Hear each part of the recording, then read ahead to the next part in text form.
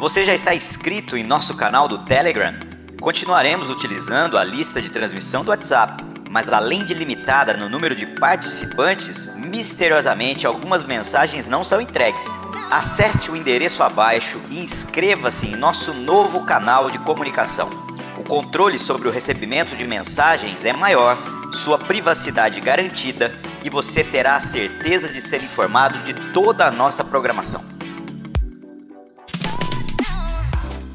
Olá, irmãos, sejam bem-vindos a mais um culto da Igreja Sal da Terra Manifesto. Eu espero que todos estejam bem, que Deus possa abençoar você através da ministração da palavra que nós teremos agora neste momento. Antes, como sempre, como a gente faz todas as semanas, vamos para os nossos avisos, tá?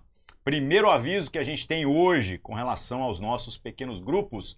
Se você não faz parte de um pequeno grupo, recomendo fortemente que você venha se informar sobre como funciona para que possa participar.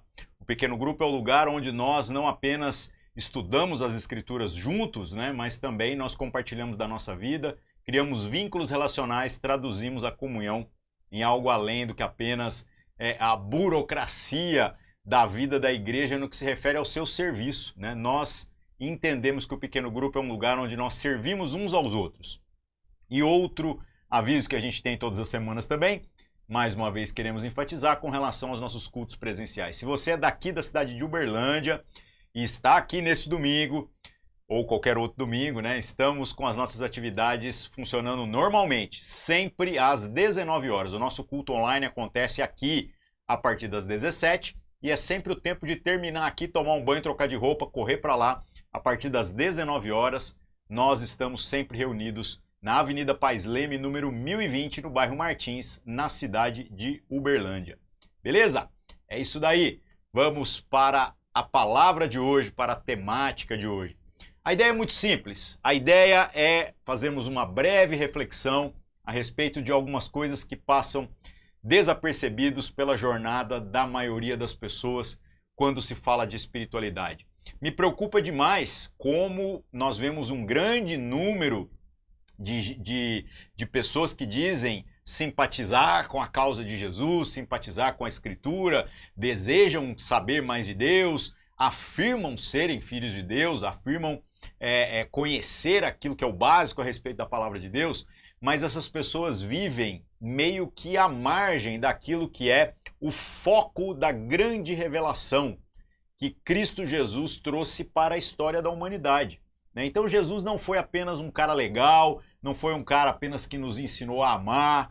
Jesus foi alguém que completou a obra, né, que o próprio Senhor iniciou desde os primórdios da humanidade, desde antes da fundação de todas as coisas, a fundação do mundo, o estabelecimento de todas as coisas. Então Cristo, ele vem com um propósito, ele manifesta esse propósito, e se você acreditar que dá para viver uma espiritualidade, simpatizar com quem Deus é, sem estar comprometido com esta revelação, eu queria dizer para você que você está vivendo algo completamente oposto àquilo que seria a jornada do discípulo. A jornada de alguém que, conhecendo Jesus, diz: eu quero seguir o Senhor, eu quero aprender do Senhor, eu quero fazer parte dessa família. Nas últimas semanas, nós viemos falando a respeito dos capítulos, né? Os primeiros capítulos, os primeiros 2 capítulos e meio, né? Do livro de Efésios, onde o apóstolo Paulo fala a respeito desta salvação, desta graça, fala a respeito de não haver mais separação por uma suposta dignidade daqueles que são povo de Deus e daqueles que são os pagãos, aqueles que estavam distantes de Deus. Quer isso se refira, né, à questão das genealogias, como talvez aquilo que nós sentimos e nós percebemos. Inclusive, eu compartilhei que uma das minhas lutas, quando eu cheguei na igreja, foi exatamente de não me sentir adequado, né? Agora, o grande consolo da parte de Deus foi quando eu percebi que, na verdade, não apenas eu não sou digno e não sou adequado, né, para aquilo que eu acreditava que deveria ser, fazer parte do corpo de Cristo, como ninguém está. É pela graça, é pela misericórdia de Deus, é pela bondade, e vamos sendo transformados de fé em fé. Depois a gente falou a respeito, né, do chamado de Deus para nós, porque uma vez que o Senhor fez aquilo que nos era impossível, que era salvar a nós mesmos, né, encontrar em nós alguma coisa boa se isso não for gerado pelo próprio Deus. Então, uma vez que o Senhor fez essa parte impossível, Ele possibilitou a nós uma nova realidade onde nós temos também responsabilidades. A responsabilidade de sermos o instrumento de Deus para a manifestação dessa graça, para o testemunho dessa salvação na vida das outras pessoas. A pergunta que sempre fica é se nós estamos tendo uma relação apenas de consumo com a espiritualidade ou se nós estamos assumindo esse protagonismo nessa perspectiva de estarmos sendo aqueles que, recebendo todas as coisas de Deus, não retêm essas coisas. Nós também falamos na semana passada a respeito de como o nosso coração, ele pode pender de uma maneira extremamente perigosa para a questão da dignidade, onde a gente tenta encontrar alguma suposta dignidade nas pessoas, para a gente fazer as contas de se vale a pena o nosso esforço ou não no que se refere à questão da misericórdia, do perdão e até mesmo da comunhão. Nós não queremos andar com pessoas que nós consideramos que são piores do que nós. Isso é muito ruim, porque se o Senhor tivesse o mesmo critério, o mesmo padrão para com cada um de nós, a gente estava literalmente lascado, perdido, porque obviamente em nós não há virtude alguma se o próprio Deus não trabalhar essas virtudes em nós. Logo, meus irmãos, o que a gente vai concluindo? A gente vai concluindo que então todo esse mistério que estava oculto, como o próprio texto disse nas semanas anteriores, desde os primórdios da humanidade, que agora se revelou em Cristo Jesus, esclarece para nós exatamente essa situação. A situação de que Deus tinha um plano e que esse plano incluía fazer com que a sua salvação fosse vista, percebida, possível em toda a terra, por todos os povos e não apenas por alguns escolhidos, que acabaram usurpando a questão do direito que receberam e começaram a se achar mais bonitos do que os demais. E nós pode ser que às vezes a gente ou se sente o lixo ou a gente se sente exatamente essas pessoas que estão usurpando aquilo que nem nos é natural. É graça, é favor de Deus. Só que agora a gente às vezes vai vendo que tem um monte de cristãos que, embora dizem que sabem todas essas coisas que eu já falei aqui, conseguem repetir esse discurso, conseguem falar a respeito disso tudo que a gente está dizendo aqui sem dificuldade nenhuma. Ainda assim essas pessoas, sabem no que elas patinam? Parece que elas vivem as suas jornadas como se a vida da gente fosse uma eterna luta entre o bem e o mal e houvesse a possibilidade de que o mal vencesse, caso a gente, cometa alguns deslizes ou não esteja debaixo de uma proteção especial da parte de Deus aí na nossa caminhada. É óbvio, meus irmãos, que o cristão é aquele que foi chamado e vocacionado por Deus para compreender que a nossa existência transcende as circunstâncias às quais nós estamos atrelados, presos a elas, as circunstâncias que nós estamos vivendo. Mas é claro, é explícito, ou pelo menos deveria ser, de que a gente vai ter que entender que isso não é uma garantia de que nós passaremos apenas por situações agradáveis ou por momentos em que a gente não vai ter motivos para quase se desesperar. A diferença é que nós sabemos de onde nós viemos, ou pelo menos deveríamos saber, nós sabemos de onde o Senhor nos tirou e logo nós deveríamos viver de uma maneira mais tranquila, de uma maneira mais consciente, mais coerente com aquilo que a palavra de Deus diz para nós. Isso é uma verdade na sua vida, isso é uma verdade na minha vida? Infelizmente nem sempre. O que acaba acontecendo é que às vezes a gente se desespera e entra em um senso de comparação com relação à jornada, às vezes, do ímpio, o cara que parece estar dando tudo certo para ele, enquanto que na nossa vida a gente está literalmente catando os cacos e tentando, às vezes, até mesmo sobreviver com as circunstâncias que nos foram impostas. Agora pare para pensar. Imagina, por exemplo, um relacionamento conjugal ruim. Imagina que nós estamos falando de uma mulher que seja uma mulher muito difícil, uma pessoa que não teme a Deus, que não é de Deus, que não está buscando as coisas de Deus. Quem você acredita que pode ser o grande instrumento para a salvação, para a ministração da graça de Deus na vida dessa mulher? Um homem que não teme a Deus ou um homem temente a Deus? A perspectiva que eu quero trazer para você é que o sofrimento, as dificuldades, todas as situações adversas que fazem parte da vida, elas não são coisas das quais aqueles que estão em Cristo Jesus serão poupados. Mas muitas vezes nós seremos premiados, escolhidos para passarmos por elas. Por quê? Porque exatamente nessas situações é que nós devemos expressar que nós temos a consciência clara a respeito do plano de Deus que transcende essa existência. Então o Senhor vai abreviar os dias difíceis e muitas vezes este abreviar dos dias difíceis pode ser encurtando os nossos dias. Não há nada de errado, porque aquele que gasta a sua vida, esta vida, seguindo aquilo que é a coerência necessária do Evangelho, essa pessoa vai colher isso na eternidade. Agora, aquele que tenta ganhar a sua vida, esse já perdeu a eternidade. Esta é a grande realidade. Então, há muitas pessoas que ficam vivendo a sua jornada achando que existe a possibilidade de Deus perder, que existe a possibilidade do plano de Deus fracassar. E aí a gente vai fazendo com que o nosso coração se consuma com ansiedades, com lutas, com dores, com situações adversas, onde a gente vai se distanciando demais daquilo que é o propósito da caminhada do Evangelho.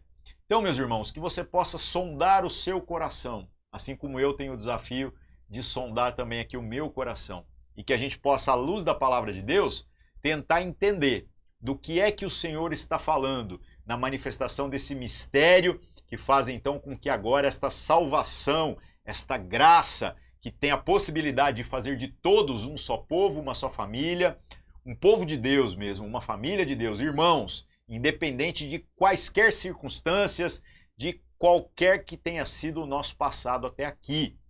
Mas, independente do que vier a acontecer, a gente vai ter que entender assim claramente que mesmo nas adversidades a gente não pode vacilar. Ou seja, quando vierem as adversidades, que a gente compreenda que a palavra de Deus é verdadeira, as promessas são verdadeiras. Então aquilo que nós sentimos, nós sofremos, nós percebemos, aquilo que nós experimentamos na nossa carne, não invalida aquilo que a palavra de Deus está dizendo a nosso respeito. Beleza? Para que a gente não fique apenas naquilo que são as nossas construções e argumentações, vamos para a palavra de Deus e que ela fale conosco nessa tarde. Beleza? Hoje nós terminaremos o capítulo 3 da carta de Paulo aos Efésios. Se você estiver com a sua Bíblia, abra aí, por favor. Efésios, capítulo 3, nós vamos ler do verso 14 ao final do capítulo, verso 21. Então, Paulo diz assim: por esta razão, depois dele falar que quer que os irmãos estejam sempre animados, não desanimem por conta de vocês olharem para a vida de Paulo e verem tantas adversidades acontecendo. Mas aí ele diz: por esta razão, me ponho de joelhos diante do Pai. Então Paulo diz: olha, eu oro diante do Pai por vocês. Olha que situação legal. Quem que é o cara que está se colocando de joelho diante do Pai para interceder pelos outros? É o cara que está bem? Não. É o cara que está em prisão.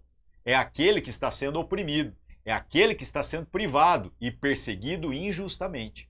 Então será que na nossa caminhada a gente tem essa consciência de que nós somos chamados pelo Senhor para, mesmo no meio da adversidade, nos concentrarmos em sermos fiéis àquilo que o Senhor nos chamou para viver?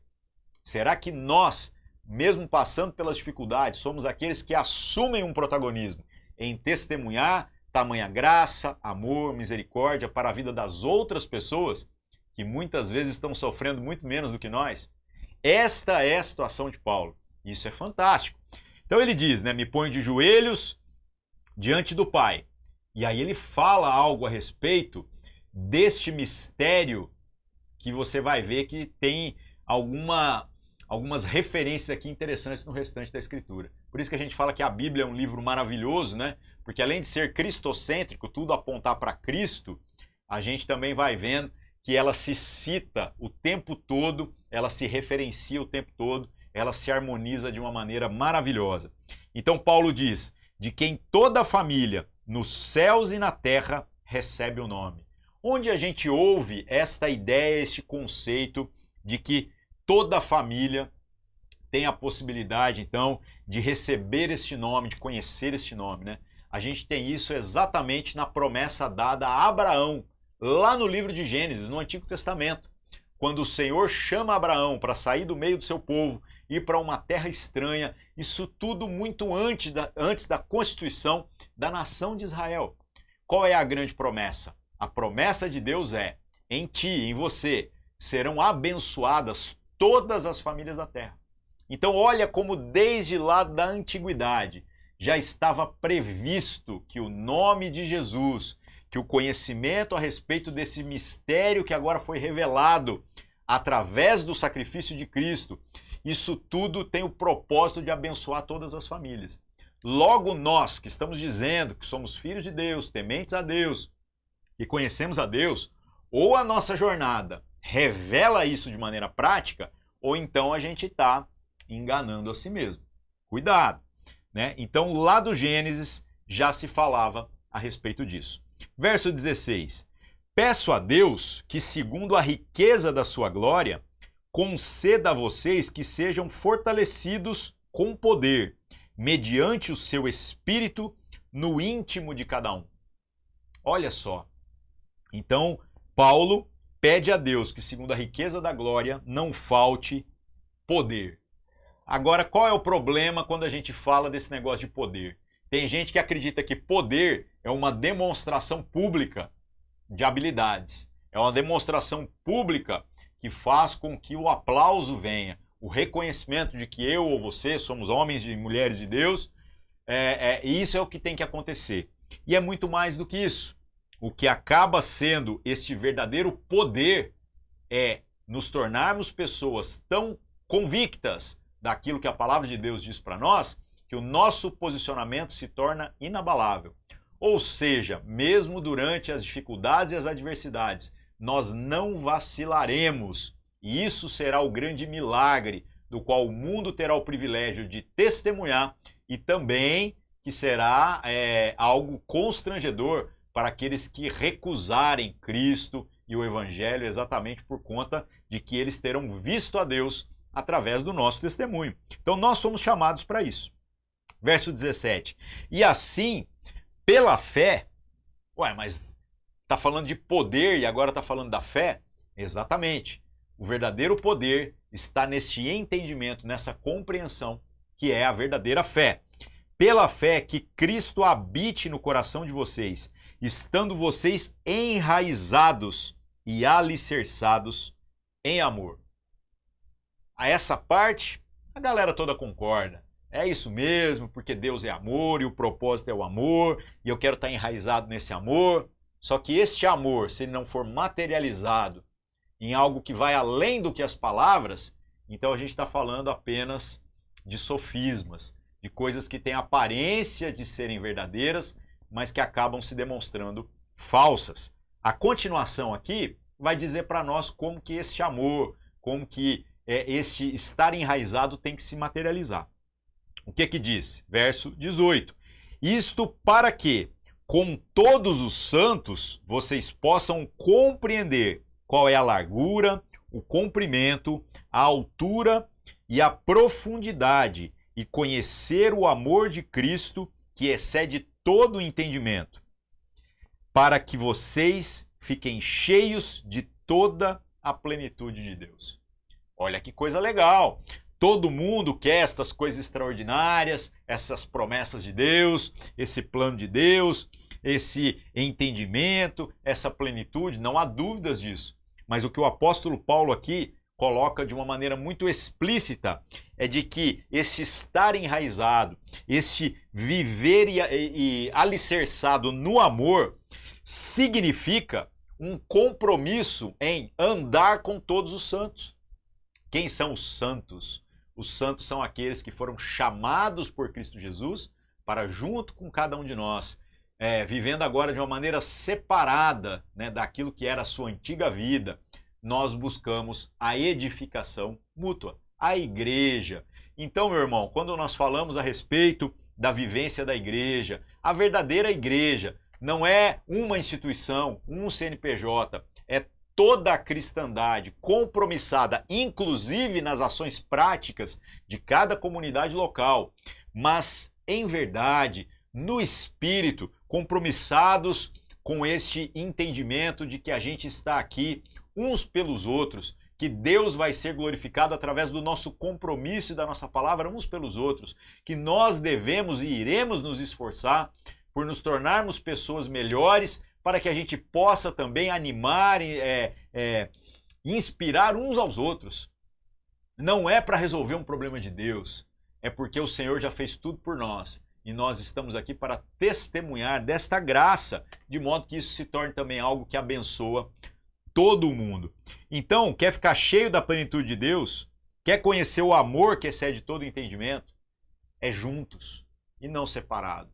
Separado é como se a gente fosse aquela brasa que é tirada da churrasqueira ali quando o braseiro está formado. Ela não consegue sustentar a sua potência, não consegue sustentar o seu calor. Ela rapidamente se esfria. Mas quando nós estamos todos juntos, exatamente ali nós experimentamos de plenitude. Você já acendeu uma fogueira e colocou uma lenha lá, madeira boa e todas as brasas colocadas juntas, né? Você acaba vendo que no outro dia ainda tem calor ali naquele lugar. Agora, se você separasse cada uma dessas brasas, o esfriamento aconteceria muito rápido. Por isso o chamado de Deus para nós é para que a gente permaneça junto, para que a gente viva como igreja, para que a gente esteja comprometido uns com os outros, segundo aquilo que é a vontade de Deus para a sua igreja. E aí Paulo continua, verso 20. Ora, aquele que é poderoso para fazer infinitamente mais do que tudo o que pedimos ou pensamos, conforme o seu poder que opera em nós, a ele seja a glória na igreja e em Cristo Jesus, por todas as gerações, para todos sempre. Amém. Todo mundo fala, eu reconheço que Deus é todo-poderoso, eu reconheço que Ele é poderoso para fazer infinitamente mais. Então pensa nas coisas boas que você conseguir imaginar nesse momento. Pensa como que vai ser a eternidade. Tudo que você pensar é menos do que aquilo que Deus pode e vai fazer, certo? Beleza, mas olha uma outra proposta que eu quero fazer para você. Deus, Cristo, é poderoso para fazer infinitamente mais do que pedimos ou pensamos, conforme o poder que opera em nós, ou seja, ele está falando da igreja, certo? E a ele seja a glória na igreja em Cristo Jesus. Então por que a gente acredita que Deus pode fazer o infinito? Mas a gente muitas vezes está querendo limitar a competência de Deus em trazer esta plenitude, trazer esta glória através da igreja que nós somos chamados para ser e fazermos parte. Tá vendo como é meio esquizofrênico esse nosso entendimento? Nós queremos ver Deus em todo lugar, mas nós não queremos ver Deus no lugar mais simples, mais ordinário que nos é proposto pela Escritura. A gente quer ver anjo na lâmpada, quer ver o Espírito olhando para o sol, mas a gente às vezes não quer fazer com que Deus seja visto na minha vida para abençoar o irmão e eu me esforçar para ver Cristo na vida do irmão, apesar de quem ele é, apesar de quem eu sou. Essa é a grande realidade. Então, meu irmão, pensa em tudo de bom. Cristo é poderoso para fazer muito mais do que isso através da vida de pessoas ruins, como você e como eu. Então, que você possa se desarmar com relação às decepções, às expectativas que foram frustradas acerca do que a igreja deveria ser. A igreja é, porque Cristo é aquele que garante que ela será. Não há uma luta para tentar salvar a igreja. Cristo já morreu e já salvou a sua igreja. Nós estamos aqui agora individualmente e nos ajudando mutuamente no esforço de que nós sejamos coerentes com esta vitória que já foi garantida. Agora pare de sofrer negando a experiência da vida comunitária, acreditando que Cristo falhou, que o sacrifício de Jesus não foi suficiente para que a igreja se tornasse tudo aquilo que ele deseja que ela fosse. Então, em nome de Jesus, que nós possamos nos curar nessa tarde acerca das nossas crises e que a gente confie no plano de Deus. O mistério que foi revelado de que Deus haveria de convergir todas as coisas em Cristo Jesus é uma realidade. E isso faz, inclusive, com que seja agora manifesto um dos papéis centrais da vida comunitária, a igreja. Então, apesar de todas as crises, os problemas, as contradições que nós enxergamos na igreja por nossa própria culpa, que a gente confie na suficiência da obra de Cristo. Porque Ele vai fazer infinitamente mais do que pedimos ou pensamos para que a glória seja revelada em toda a sua plenitude. Que você possa se colocar diante de Deus, assim como eu vou fazer aqui agora, e que nós possamos pedir assim, perdão para Deus mesmo, sabe? Que o Senhor nos cure das nossas crises com relação à sua igreja. Amém? Senhor nosso Deus, em nome de Jesus, nós mais uma vez nos apresentamos diante do Senhor, reconhecendo que às vezes a gente quer ver o Senhor em tudo quanto é lugar, menos nos lugares onde a sua palavra disse que o propósito do Senhor veio para ser manifesto.